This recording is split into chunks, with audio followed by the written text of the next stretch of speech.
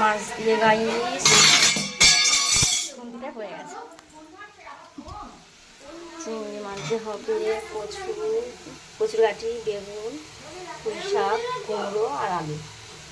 সাথে আছে আমের চাটনি, আর এখানে আছে ঝিঙে দিয়ে আলু দিয়ে মাছের ঝোল।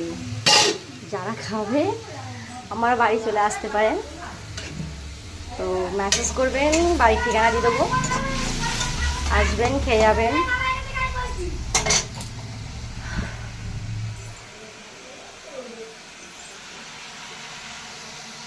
এখান থেকে কি করছে?